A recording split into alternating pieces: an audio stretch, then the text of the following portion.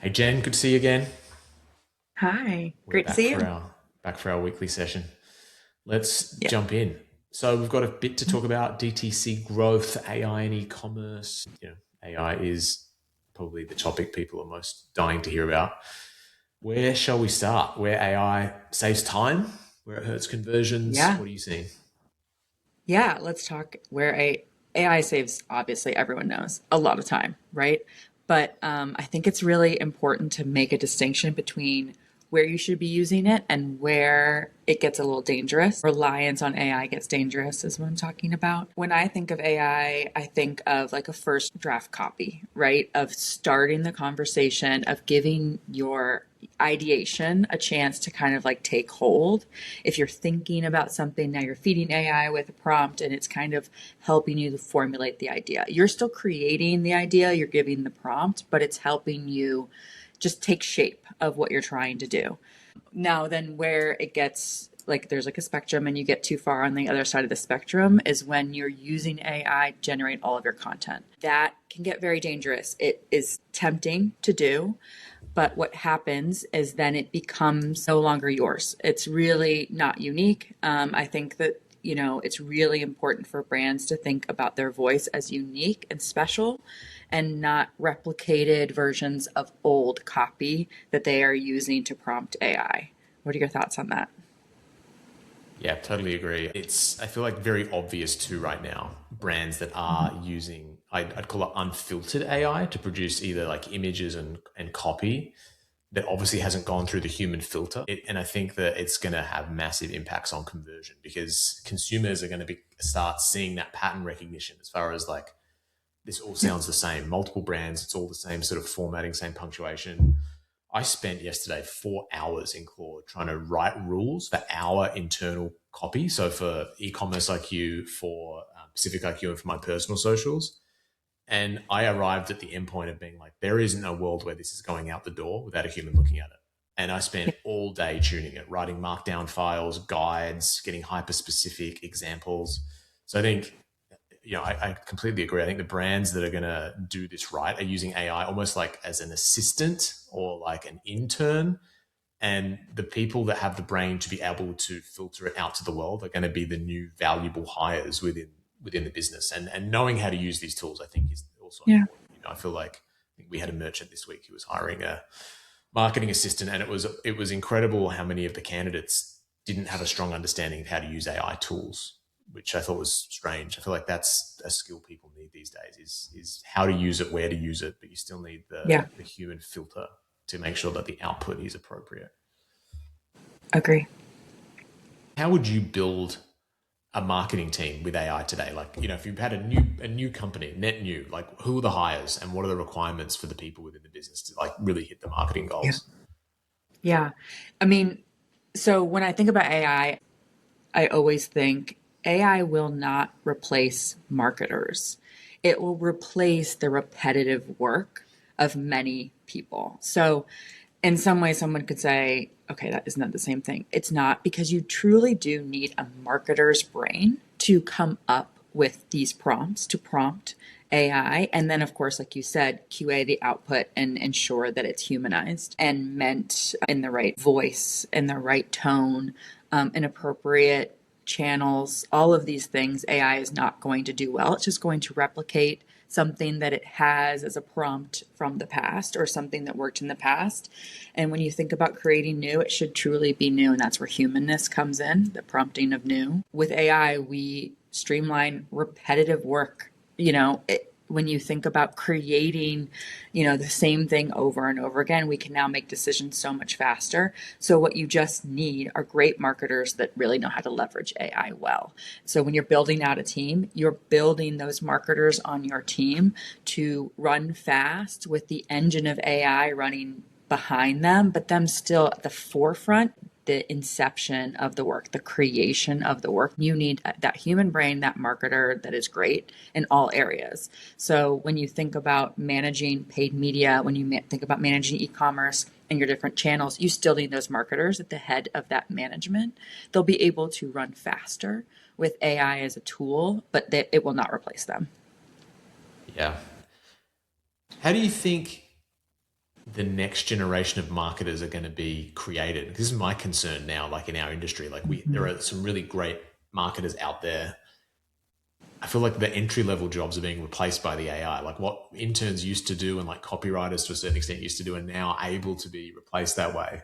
It's gonna be interesting to see like Yeah. how we build the next generation of DTC marketers. Like, have you seen anything or heard anything from anyone about that?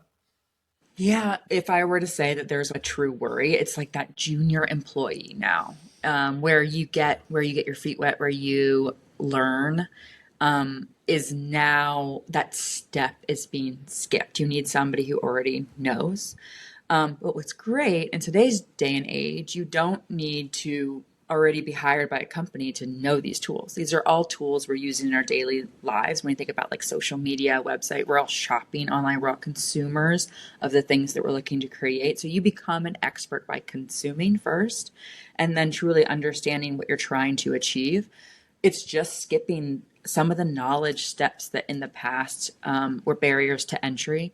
So when I think about like a junior employee, if I were to give my advice coming up, you might not have the years of experience of doing, but you do have potentially years of experience of consuming and seeing it done well. And as long as you truly understand the subject matter and what you're trying to achieve, you can quickly kind of like learn up and become, I would say, almost like a higher level employee than in the past, where you would start at the junior level, have to like put time and effort into learning over years and years of experience. Now it's almost like this fast track to understanding is now available to everyone, so that they can kind of step into that prompting role, where in the past they would just be doing grunt work, right? Yeah, yeah, absolutely. And you hit on something then that I think is so important generally around you have to consume something if I believe to be able to be the best marketer Yep. of that product or service. And specifically, I see it all the time with social media.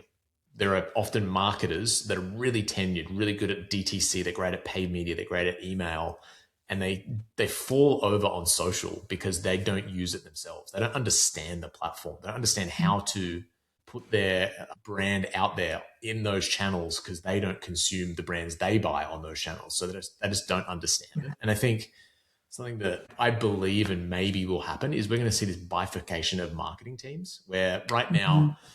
there's very firm digital, but they also, that team more or less controls the marketing for brick and mortar, so retail stores. Whereas I think in this Mhm. AI world, we move forward, humans are obviously going to crave more human interaction. How the staff in the retail store interact with customers, what they say, and just how they're presented, I think is going to get much more attention, like almost the same amount of attention that digital is currently given. Because you go Yeah. into a retail store, it's kind of like, all right, here are the 8 step selling principles. Say hello to every customer. Make sure you understand product, and that's kind of it, right? And then it comes down to personality and confidence as to how many people you approach. I think that's going to Mm. become way more intentional. There's going to be this in-person marketing skill that's going to be developed, and I think big retailers are going to lean into because they'll see higher conversion in store, where I think people are going to end up gravitating because they're so sick of dealing with AI agents everywhere else. You know what's funny, when you're saying this, I'm thinking about how in the digital marketing world, we have always used language like we want to create the same experience on different channels, right? We want to create that same consumer experience. And you're so right. I think that will now extend to in person, where if I have this wonderful digital experience I'm servicing to the consumer, am I making that relevant and applicable in person? And I totally agree. I think that's that next awareness. I mean, I would say with some of the brands that we work with, I'm already seeing that they hear from buyers how important their digital presence is when they're bringing into merchandise in store. That is going to extend even wider when you talk about how the product, shows up. And then you're right, how the in-person team speaks and presents the product almost similarly to how what works in digital. Obviously there's nuance there, but I think it will just continue to expand. Yeah, it has to, because I'm sure you've probably had this experience. You do your own research online for a particular product or brand. You go into their retail store to like touch and feel it and try it on, and the staff member there knows less about the product than you do. And you're like, hey, do you have product ABC? And they're like, oh, maybe. Let me go and look it up. Oh, it's over here. hey, what can you tell me about it? Like, is this a slim fit, a regular fit? Is this going to breathe? And they're like, oh, I don't know. And it's like, and it's such an anticlimactic experience. Like, oh my God, I used to love this brand, but this in-person component of it just failed. And I think the brands that have high converting retail stores are the ones that lean into enabling the people in the store. I agree. You know, it's a funny fact I learned some time ago that kind of supports this thought and this theory is that oftentimes when people are shopping in person, a very frequent search happens when they're looking at a product on shelf physically in front of them is they'll go onto Amazon or they'll go onto a website and look at reviews of that product because it's not enough trust right there staring at the product to buy it. They want to know what everyone else has already reviewed it. They want to know that digital experience and like the reviews as they're standing in front of the physical product. So the more that we can meld and bring in that digital footprint and that relationship to the physical product, the more like objection busters you're kind of getting in front of, I think, when people are making that decision in front of it. So I agree. That is such a great idea. Like I've seen a few brands have QR codes on the swing tags on like apparel specifically, but not many. And you're so right. Like if there was a QR code scannable tag on whatever it was in the retail store that was like learn more or like literally just reviews, and it goes to the Yeah. reviews that are on their website, that would also stop people from leaking onto Amazon when they're already in your store. And you can control those reviews that you're sending them to if they're going to your website. Like it's all these Yes. micro things that will add up to dollars at the end of the year. I think that people are Yeah. And brands are and you're missing seeing out it on. work. Yeah, you're seeing it work on shelf or on packaging. They're starting to put over, 6,000 positive reviews, right? Because they understand psychology. Like we're looking at what's working on digital and we're saying if that works there, we have to follow suit in physical world. So I completely agree. Yeah, I mean, I don't know if you've been into like an Erewhon recently, but you walk in there for like a specific thing, like, all right, I need something to help me sleep. There's so much like selection, and to their credit, the staff there are excellent, but sometimes you can't find one. If there was a scannable QR that put you straight into an AI driven, we're going full circle here back to AI, an AI driven like quiz prompt for like, okay, you're here for sleep. Like, what's the issue? Are you having trouble getting to sleep, staying asleep? And then you had Mhm. this endpoint of like, here's the product. It's in, row 4. It's here and this is what it looks like. Grab it off the shelf. Thanks for coming. I mean, that would be an incredible non-human experience if you can't find the person. I think it's crazy the fact that we're very much predominantly digital agency and coaching business. And here we are, you and I have been talking about physical retail almost the whole time. It shows you where it's going. Yeah. Oh my Yeah, gosh. I agree. I mean, I just another anecdotal thing. I was in a hardware store recently and I didn't, for whatever reason, just didn't in that moment want to ask an agent. And so I looked on the hardware store's website to find the aisle that the item was in and how to use it, what I needed to use and use it. I'm using my digital shopping Yeah. experience to guide my physical world. It's so funny. I'm You sure many do it as well. you were definitely in Home Depot then. It was, you I do know. that all. We were at a trade show and I couldn't find what I needed. So I text Jaron on our team who was back at the trade show booth, and he literally sent me the aisle and shelf number. He's like, it's here, you idiot. Like, I'm like, I'm in the store. How did you work this out from your desk? I know. And it was the same thing. It was like this hand off moment between, information online to physical Yeah. retail or real world is so important. I mean, it Um, makes me think that Home Depot needs to take a piece of advice and make that in physical experience more easily searchable. Like make it something like a searchable element, a digital element, an iPad at the end of the aisle, right? I mean, there's opportunity there. Exactly, and even voice enable it, so you don't need to do Yeah. anything other than like hit a button. What do you need? I'm looking for electrical cable. Cool, it's down here, aisle 3, or it can prompt you into more questions. I think we just created a whole new business there. We need to talk about that later. Um, in terms of this week, I think something else that you mentioned to me before the call was like around customers not buying hero products. What did you Mm. find and discover this week? So it's funny because I think traditionally you've always thought about the hero product, the obviously the spine, the backbone of your brand. But what I think is really interesting is we're starting to see is that hero products serve like the awareness stage problem. So it's really bringing in new customers. Like this is what we're known for. This is what our actual product. When you think of us, you think of this. But I think that if you're not able to sell beyond that hero products, meaning let's say the majority of your purchases are just with this hero product, what you're not doing well is creating a brand, because what you've done is just made yourself the one product Yeah. instead of the brand that sells many products that solve many problems in a similar space. You're not able to then get those returning customers that are here to buy that product again, to then add more products to your cart, to try new things, to find their new favorite thing. So I think the brands that are doing this well are intentionally building that hero as the entry product, but creating daily product, a premium product, a lifestyle product that also fit in their brand with that customer, and not relying solely on one product to do all that work for them. Yeah, otherwise you turn into a commodity, and then you are exposed to competitors, to price erosion. Right.